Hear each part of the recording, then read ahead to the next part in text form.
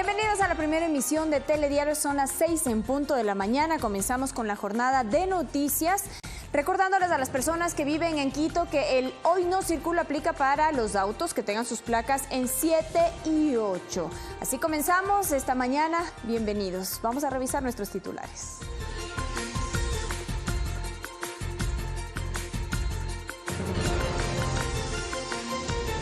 ...17 personas fallecidas y más de 400 infectados por el coronavirus. Autoridades chinas decidieron impedir la entrada y salida de personas de la localidad de Wuhan, lugar donde se inició la enfermedad. En Ecuador, el Ministerio de Salud descarta la presencia del coronavirus. Se toman las medidas de prevención en aeropuertos, puertos y terminales a nivel nacional para evitar el ingreso de esta enfermedad. La emisión del bono social soberano es una oportunidad para reactivar el sector de la construcción, afirmó el ministro de Vivienda Guido Maquiavelo. La presidenta del CNE, Diana Tamaín, presentó las pruebas de descargo dentro del proceso de juicio político que se le sigue en su contra. En lo internacional, la tormenta Gloria deja destrozos en toda la costa de España. 5 personas se suman a la lista de fallecidos como consecuencia de la inclemencia climática.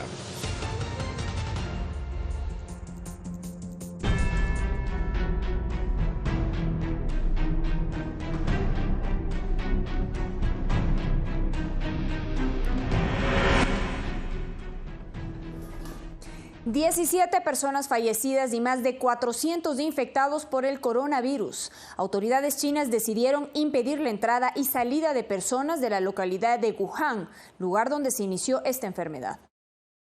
En rueda de prensa, el gobierno chino informó sobre la evolución del coronavirus de Wuhan, el cual en los últimos días parece que rebasó el control de las autoridades. Las cifras más recientes incluyen 17 muertos y al menos 470 infectados, un significativo aumento con respecto a los 41 casos del pasado viernes. El ejecutivo maneja la hipótesis de que el virus, descubierto hace 2 semanas, haya mutado, lo que complicaría su tratamiento, y ante la posibilidad de que crezcan los casos, con los millones de desplazamientos que se producirán en los próximos días con motivo del Año Nuevo Chino, recomienda a los ciudadanos que eviten viajar a Wuhan y cerró la red de transporte público de esta urbe para impedir que 11 millones de ciudadanos salgan de esa localidad. Las redes de transporte público como metro, autobús, ferry y larga distancia se suspenderán a partir de las 10 de la mañana del jueves y el aeropuerto y las estaciones de tren estarán cerradas para las salidas, según informó la televisión estatal china. Al respecto, el Comité de Emergencias de la Organización Mundial de la Salud indicó que necesita más información para decidir si declara la emergencia internacional. Tras una larga reunión mantenida este miércoles en Ginebra, los expertos decidieron reanudar las deliberaciones el jueves. Paco Urbina, Medios Públicos. La neumonía viral, cuyo brote se detectó en un mercado en China, obligó a los gobiernos a nivel mundial a incrementar las medidas sanitarias para evitar que el virus se propague. Ya se reportaron posibles casos que son observados. Recordemos cómo surgió esta cepa de coronavirus y la evolución en los últimos días. China no ha podido confirmar la fuente exacta del origen del virus ahora conocido como 2019 nCoV. Las autoridades creen que el brote se originó en el mercado de Yuhuang, uno de los más comunes en el continente asiático. Aquí se comercializaban animales vivos. Una de las hipótesis es que las malas condiciones en las que se mantenían los desperdicios de los animales sacrificados ayudó para que surja esta nueva cepa. Las autoridades sanitarias investigan si originariamente el virus fue transmitido de un animal a un humano. El mercado fue cerrado y la ciudad de Yuhuang incrementó sus medidas de prevención para evitar la propagación.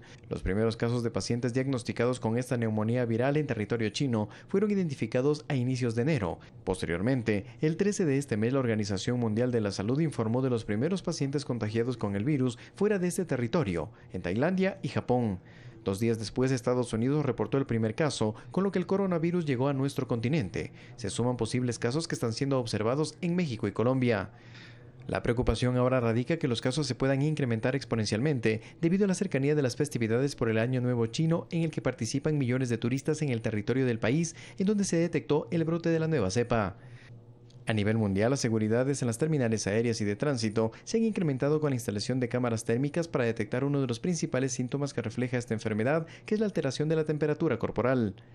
El número de fallecidos por el nuevo coronavirus de Yuhuang aumentó en las últimas horas a 17, mientras que el número de casos de contagios confirmados ha alcanzado los 540. Carlos Flores, Medios Públicos.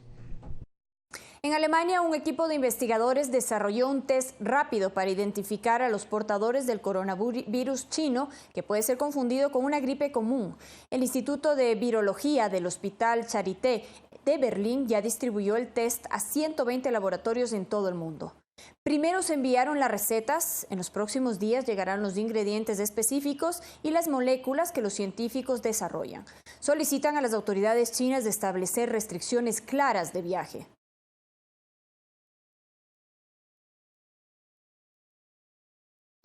Mientras que autoridades sanitarias de Colombia, México y Brasil descartaron que existan casos de coronavirus como se había alertado. Si bien existen pacientes en observación, indicaron que no corresponden a esta enfermedad originada en China.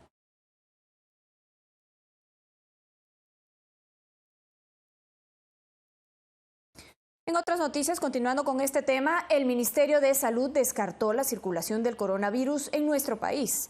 En Ecuador se toman medidas de prevención en los aeropuertos, puertos y terminales a nivel nacional para evitar la migración de esta enfermedad respiratoria que se originó en China, donde ya causó la muerte de 17 personas. Ante el aparecimiento de casos de coronavirus en China, que hasta el momento ha cobrado la vida de 17 personas, el Ministerio de Salud del Ecuador descarta que en el país existan posibles casos de esta enfermedad respiratoria. Al momento, esta cartera de Estado activó un protocolo de vigilancia epidemiológica en aeropuertos, puertos y terminales de todo el país para controlar este tipo de cepas y proteger a la población, el cual consiste en notificar casos sospechosos, detectar, tomar muestras y analizarlas en el laboratorio con el fin de afirmar o negar este tipo de virus. También se realizaron socializaciones en todos los establecimientos del sistema de salud para que el personal médico conozca los protocolos necesarios de cómo actuar ante esta situación. El Ministerio de Salud Pública pide a la ciudadanía mantener la calma e informarse por los canales oficiales con el propósito de no especular en un tema tan delicado de salud pública mundial. El Ministerio de Salud y la Cancillería adoptaron medidas de prevención para evitar que la enfermedad ingrese a nuestro país. Los expertos explican las características de esta afección. Alfredo Olmedo, director nacional de Vigilancia Epidemiológica del Ministerio de Salud, confirmó que no existen casos de coronavirus en Ecuador. Sin embargo, aclaró que se adoptaron medidas de prevención en aeropuertos, puertos y terminales a nivel nacional para evitar que la enfermedad respiratoria que se originó en China y que ha cobrado la vida de 17 personas ingrese al país. Revisión o verificación de identificación de casos sospechosos. ¿Sí? Que puedan tener o presentar una enfermedad que de pronto acá en el país no la tenemos y que representa una amenaza de salud pública nacional o internacional. Al ser una enfermedad importada, los sitios como aeropuertos, controles y terminales deben ser rigurosamente atendidos para detectar casos de pacientes febriles o con trastornos respiratorios en específico. El control se hace a los viajeros que ingresan al país solo cuando presenten algún síntoma de la enfermedad respiratoria, tal y como lo establece la Organización Mundial de la Salud. Este paciente que llega al aeropuerto 14 días antes estuvo en una localidad con transmisión de esta enfermedad, ejemplo China, que es donde está actualmente el problema, y tiene la sintomatología que es una insuficiencia respiratoria aguda grave, ¿sí? Y necesita ser hospitalizado. El control de las sintomatologías es necesario en aeropuertos, puertos y terminales a nivel nacional. Básicamente lo que se manifiesta es una tos aparentemente seca, secreción nasal, fiebre alta, un dolor muscular bastante intenso, generalmente ubicado en zona lumbar y en extremidades. A pesar de que no existen casos de coronavirus en Ecuador, la ciudadanía debe tomar ciertas precauciones. Como es el uso de gel, lavado de manos permanente, medidas de protección nasal, deben ser parte fundamental. En especial el lavado de manos, evitar el hacinamiento, una buena ventilación. Santiago Tello, Medios Públicos.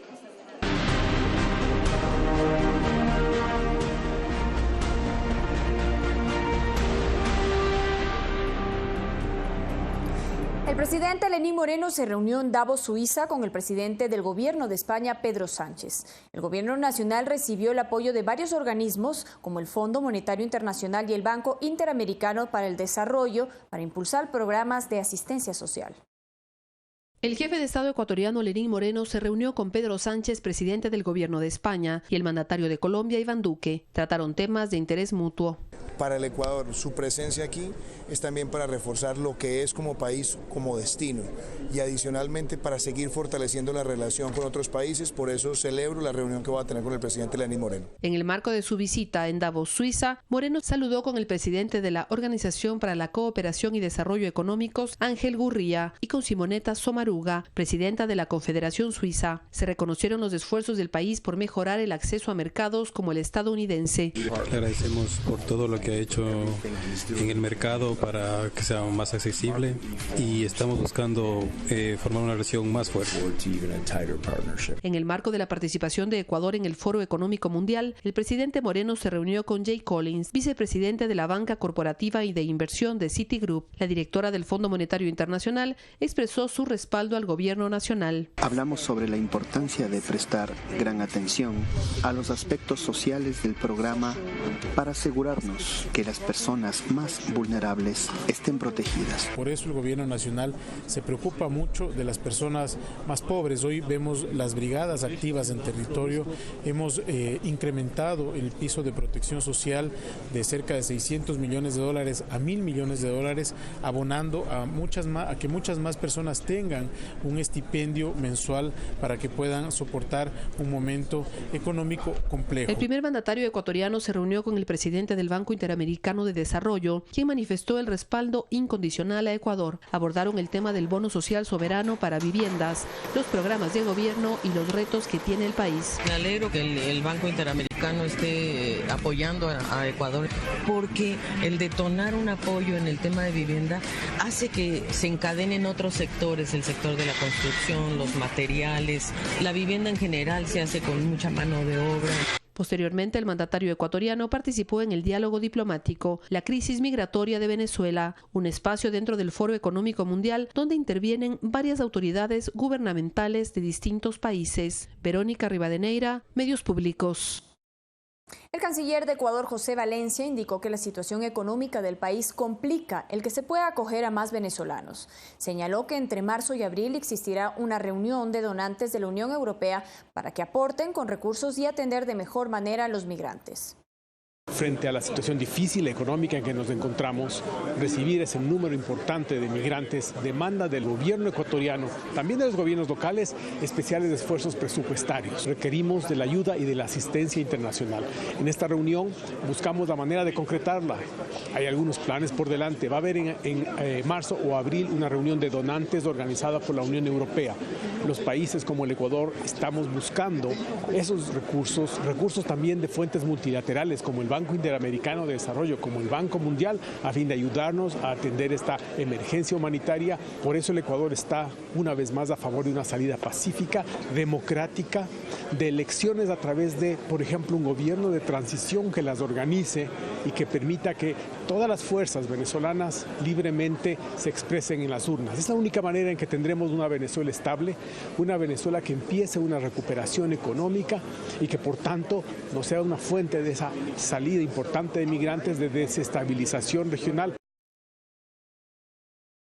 En la tercera jornada del Foro Global sobre Migración y Desarrollo, los alcaldes o sus delegados de los países participantes delinearon mecanismos de cooperación conjunta para enfrentar el fenómeno migratorio.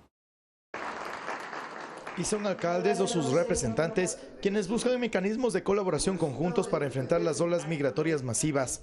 Carlos Alfredo Cox es alcalde de la municipalidad de Carmen de la Legua Reynoso del distrito del Callao, en Perú.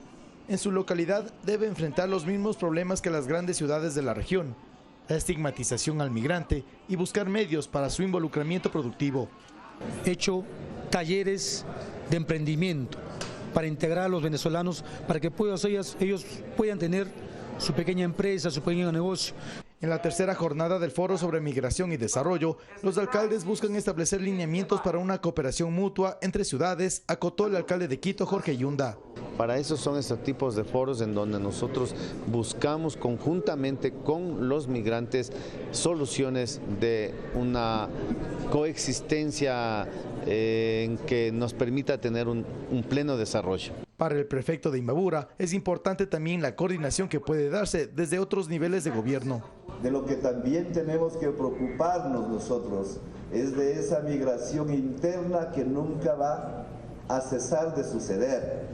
El embajador Santiago Chávez, presidente pro tempore de este foro, explica que uno de los puntales de este encuentro se encamina a que todos los actores sociales deben arrimar el hombro. Considerando los grandes desafíos que tienen en este momento las ciudades como receptoras de flujos de migrantes. Javier Ceballos, Medios Públicos.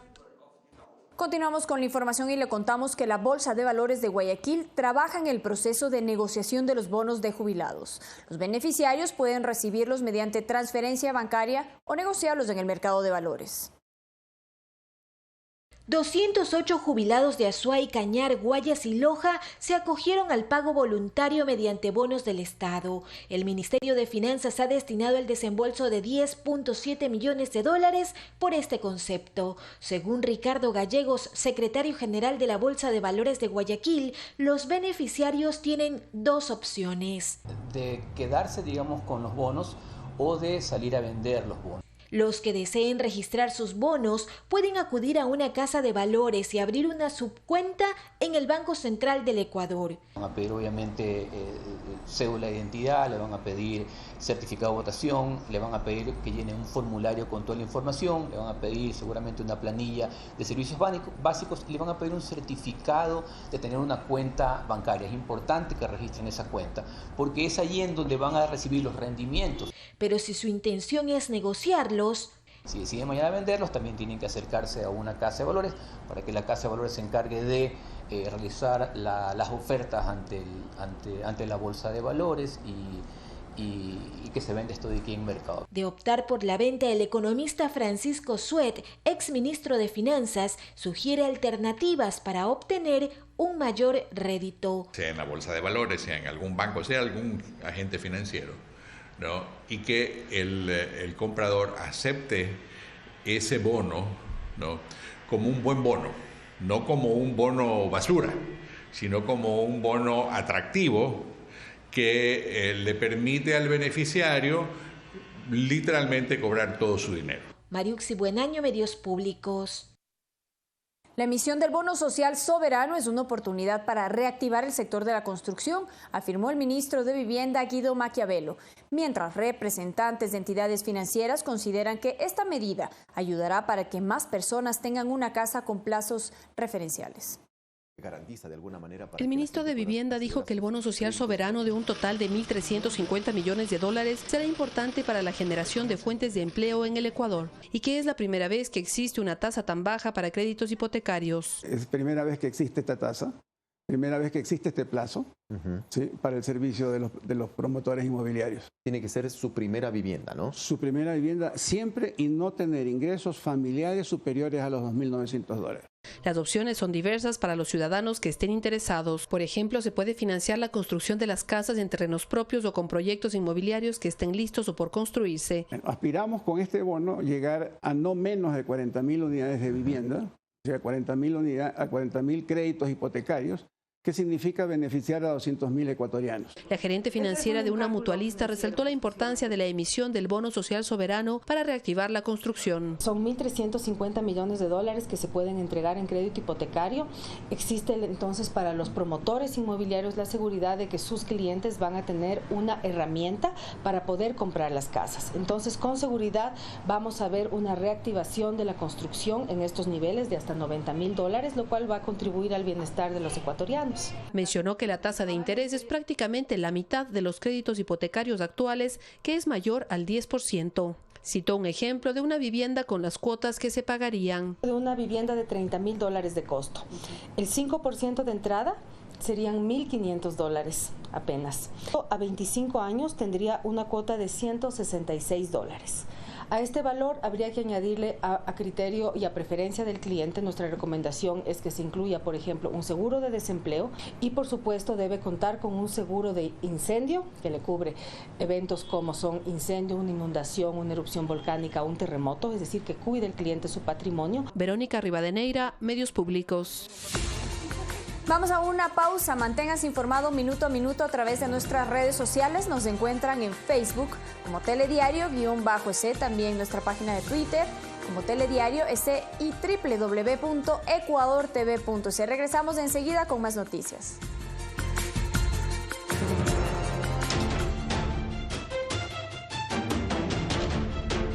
Porque ustedes cuentan con nosotros, asumimos un mayor compromiso. Las primicias de la coyuntura universal las encuentra aquí.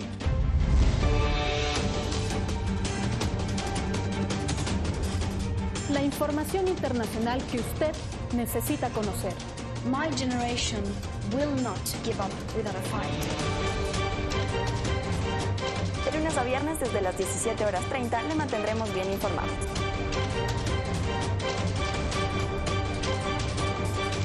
En Telediario Internacional marcamos la pauta a escala mundial.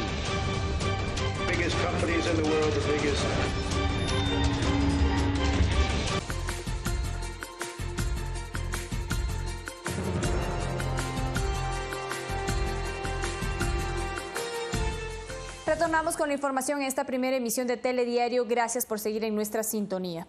Les contamos que las protestas de octubre del año anterior dejaron pérdidas por $2 millones a la capital.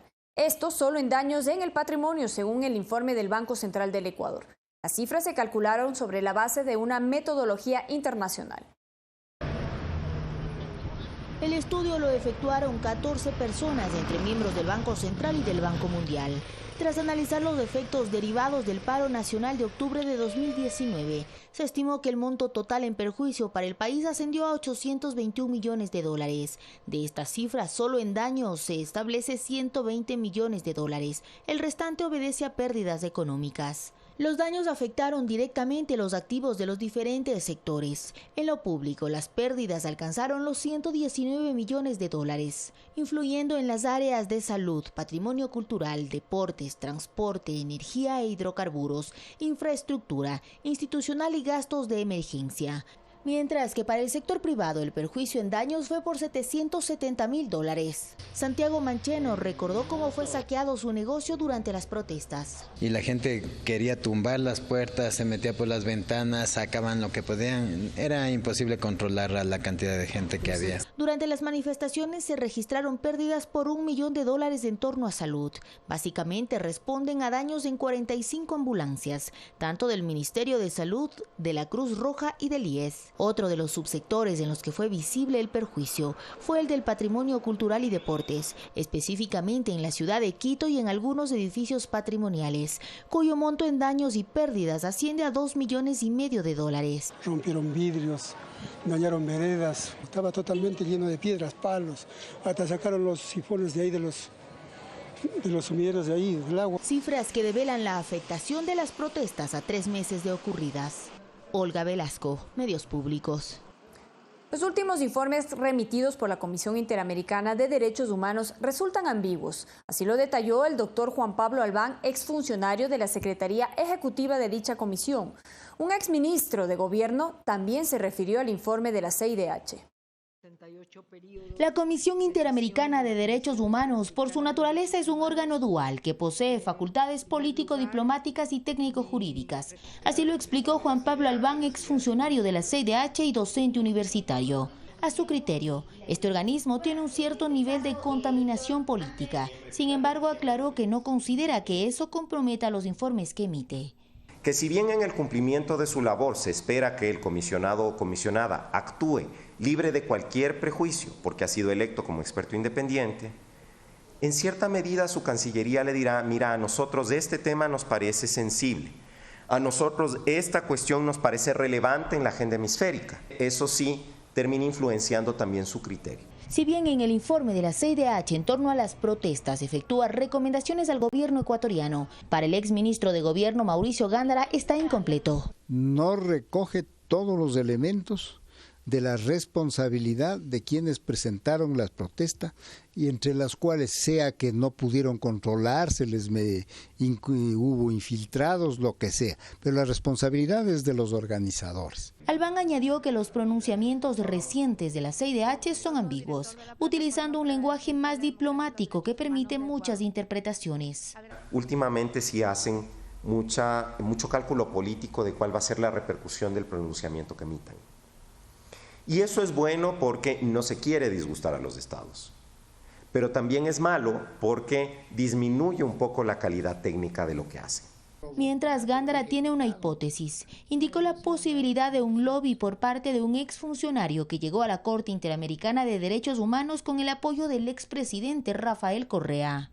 Tal vez alguna infiltración, lograron meter a ese señor Pazmiño en el organismo superior. Debe ser que haya alguna influencia sobre el y puede haber algún desequilibrio. Finalmente, tanto Albán como Gándara cuestionan que figuras del anterior gobierno que deslegitimaron al organismo internacional ahora defiendan su actuación. Olga Velasco, Medios Públicos. 6:28 de la mañana. El municipio de Guayaquil como el Ministerio de Finanzas esperan la resolución del juez que analiza la acción de protección que presentó el Cabildo porteño para la devolución del impuesto del valor agregado IVA. El gobierno se ampara en la Constitución y pide un diálogo. Por su parte, la alcaldía dice que existe vulneración de derechos.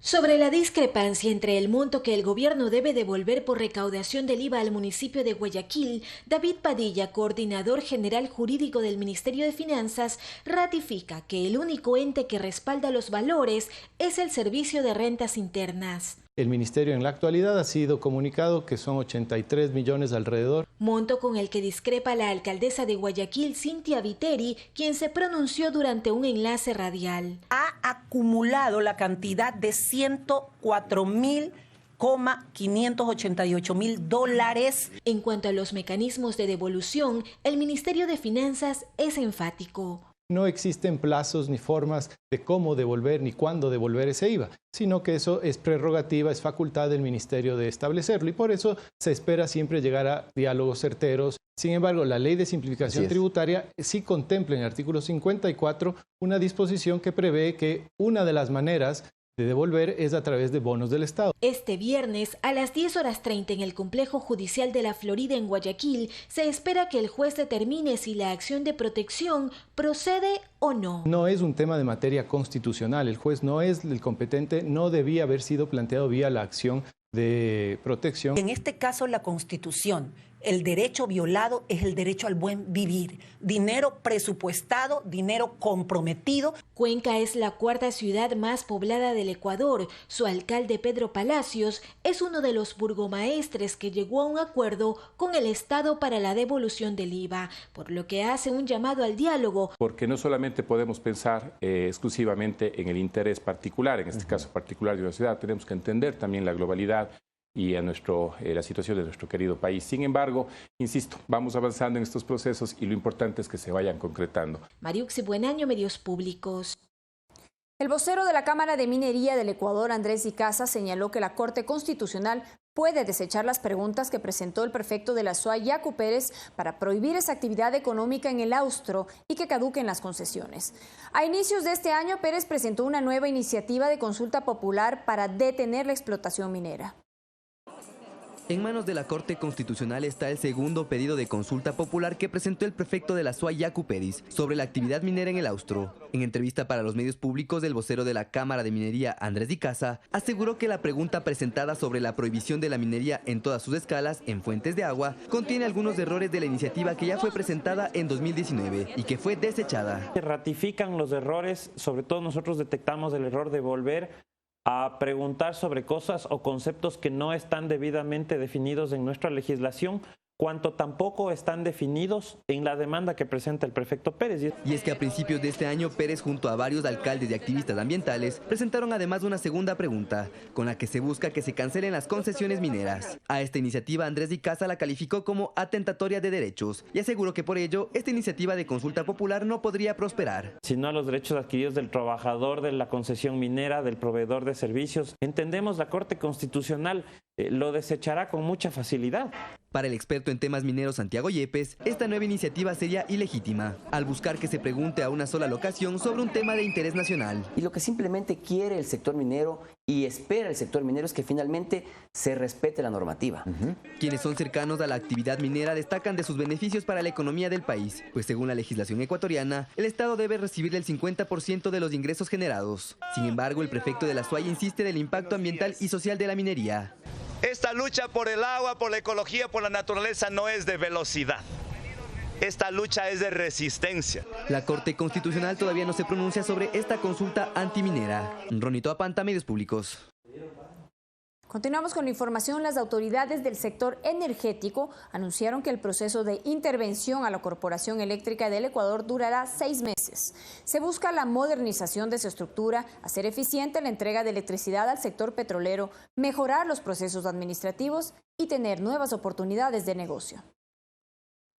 Desde diciembre de 2019, la Corporación Eléctrica del Ecuador se encuentra intervenida como parte de un plan del gobierno para modernizar al sector eléctrico del país, que actualmente cuenta con 15.000 millones de dólares en activos. El interventor en este caso será Raúl Maldonado, quien trabajará con un equipo de 15 personas, con la colaboración de la empresa estatal uruguaya de electricidad. Incrementar sustancialmente tanto la disponibilidad como la confiabilidad del sistema eléctrico que dé un mejor servicio al país. Esperamos que en el plazo de 6 meses tengamos ya reestructurada la organización que sea compatible con el crecimiento del sector eléctrico.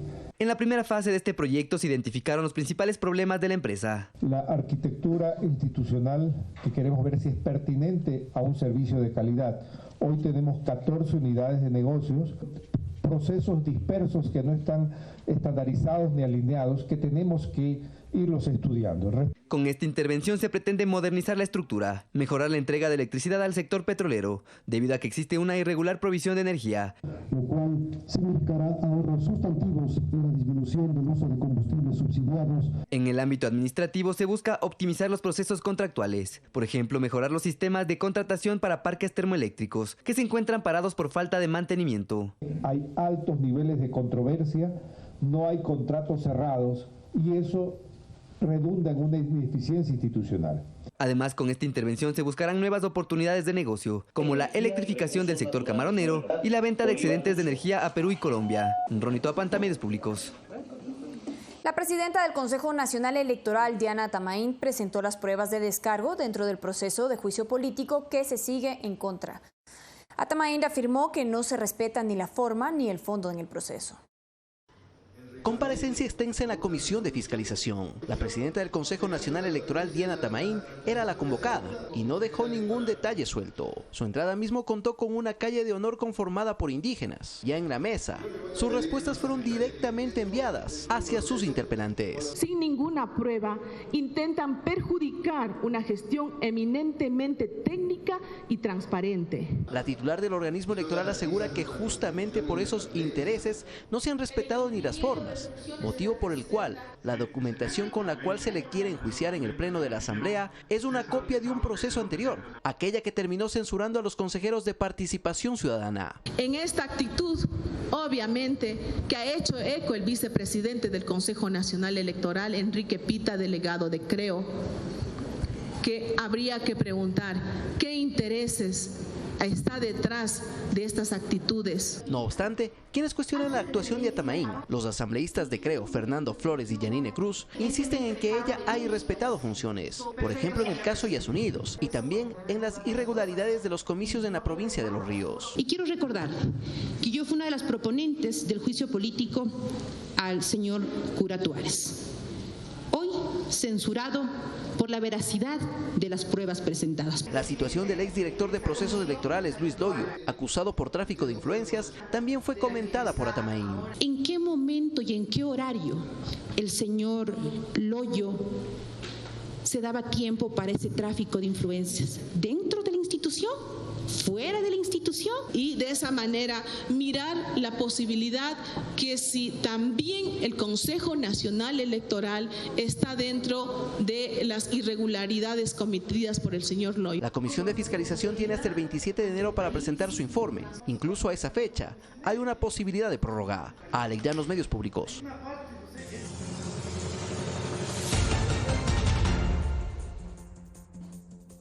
En las noticias internacionales, la tormenta Gloria deja destrozos en toda la costa de España. 5 personas se suman a la lista de fallecidos como consecuencia de la inclemencia climática. Las playas de Mallorca, al este de España, han desaparecido bajo el agua. Olas de hasta 14 metros de altura y una sobreelevación del nivel del mar de más de 80 centímetros son las cifras que deja la tormenta Gloria en el país. A ello se suma la muerte de 5 personas de este miércoles por los efectos de la inclemencia climática, con lo que se eleva a 9 el número de víctimas mortales, mientras otras 4 personas continúan desaparecidas. En los primeros días de enero, el temporal generó grandes destrozos en toda la costa y daños a los sectores de la pesca, la agricultura y el turismo. En Malgrat del Mar, en la provincia de Barcelona, el desbordamiento del río Tordera provocó el derrumbe de 2 puentes. Algo similar ocurrió con el río Onyar en Girona, cuyo caudal está cerca de llegar a la altura de las viviendas aledañas. En Teruel y Castellón, las precipitaciones llegaron en forma de nieve, lo que provocó cortes en unas 200 carreteras, que además preocupa a las autoridades porque al derretirse crearán nuevos torrentes de agua e inundaciones. En San Javier, Murcia, sus calles vuelven a estar colapsadas a causa de las inundaciones, hechos ante los que el gobierno español declaró la emergencia climática. Sin embargo, España no es la única nación afectada. Francia también sufrió de nevadas a 200 metros de altitud que provocaron perturbaciones en el transporte terrestre, además de inundaciones y cortes de electricidad en 1.500 hogares. Coralía Pérez, Medios Públicos.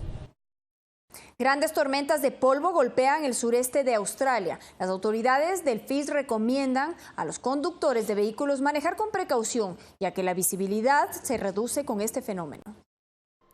Desde finales de la semana pasada, las fuertes lluvias que han caído en Australia han proporcionado un leve alivio en algunas zonas devastadas por los incendios. Las autoridades de los estados de Nueva Gales del Sur y Victoria han alertado la presencia de tormentas eléctricas, granizo y fuertes vientos, que son los causantes de las tormentas de arena. La ciudad australiana de Broken Hill se cubrió de polvo este miércoles 22 de enero como resultado de una de las tormentas de arena que se produjeron en varias zonas del estado de Nueva Gales del Sur. Las autoridades locales y la policía pidieron a los automovilistas que condujeran con precaución y con mucho cuidado, ya que la visibilidad se redujo a apenas unos 200 metros en algunas partes afectadas por el fenómeno meteorológico. Es la segunda vez que Broken Hill sufre una tormenta de arena en los últimos días. Las partículas de polvo en el aire también han llegado a otras localidades del sur de Australia. Las ráfagas de aire han registrado una velocidad de 94 a 107 kilómetros por hora. Ya varios usuarios han comenzado a compartir sus videos sobre este fenómeno en sus redes sociales. Carla Arcentales, Medios Públicos.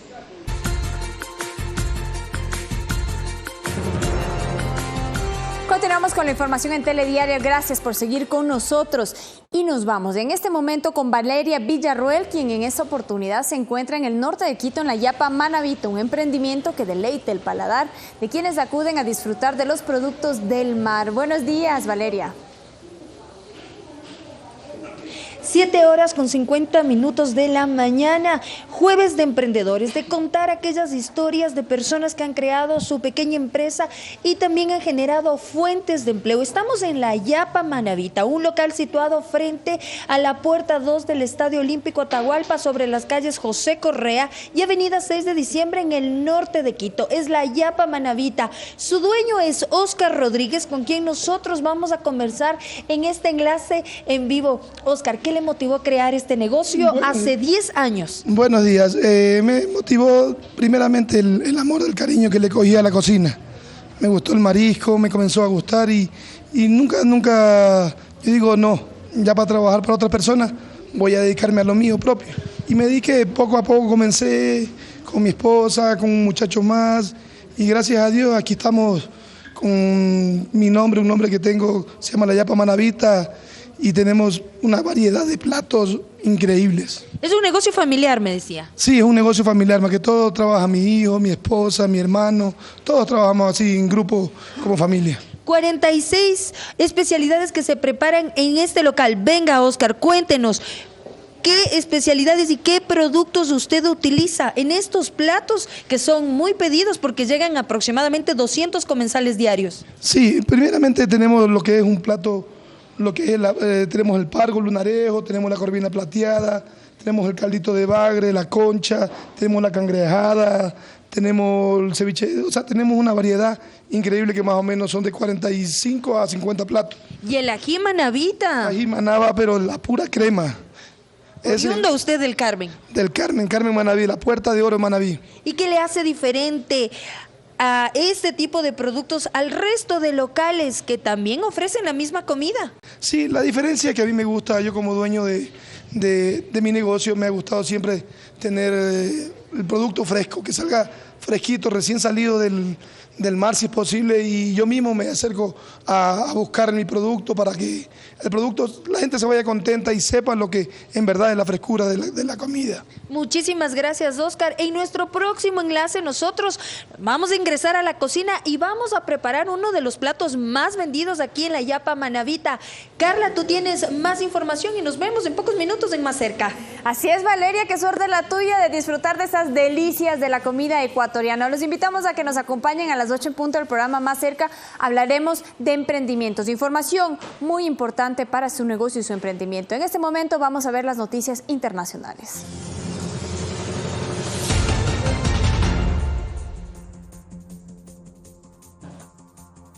Las autoridades chinas ponen en cuarentena a millones de personas en Wuhan y Huanggang para tratar de contener la propagación del mortal coronavirus que deja 17 muertos. Esto mientras la Organización Mundial de la Salud sigue evaluando la gravedad de la situación. La Comisión Nacional de Salud del país asiático cree que esta enfermedad, que ya ha dejado más de 500 infectados, podría mutar y propagarse, dado que se transmite a través del tracto respiratorio. Mientras que las autoridades chinas han suspendido las comunicaciones con la ciudad de Guanyang horas después de decretar el cierre de Yuan, ambas situadas en la provincia central de Hubei. Además, dieron una serie de recomendaciones para contener el virus, incluida la desinfección y ventilación en aeropuertos, estaciones de trenes y centros comerciales. La situación es completamente normal, salvo por el hecho de que todos llevan mascarillas. Nos dieron un folleto antes de aterrizar que decía, si tienen algún síntoma, pónganse en contacto con nosotros. Las personas infectadas por el coronavirus son trasladadas al hospital en cápsulas para así evitar el contagio. Mientras en vuelos locales en el aeropuerto de Yuan se inspeccionan a los pasajeros. La Organización Mundial de la Salud sigue evaluando la gravedad de la situación, aunque no recomienda medidas específicas a las personas que viajen a China. La transparencia es muy importante, es algo esencial para que el mundo pueda estar seguro, y eso es lo que está sucediendo y animamos a China a seguir en esa dirección. Pese a que la gran mayoría de los infectados vive en la provincia de Hubei, también se han registrado casos en Pekín y Shanghái, y también en Japón, Tailandia, Corea del Sur, Estados Unidos, de personas que estuvieron en territorio chino. Fernanda de la Bastida, Medios Públicos. Les traeremos más información al respecto en nuestros siguientes informativos. Manténganse en la señal de Ecuador TV. Con esto hemos finalizado en esta mañana. Gracias por acompañarnos y lo invitamos a su programa Más Cerca. Un excelente día.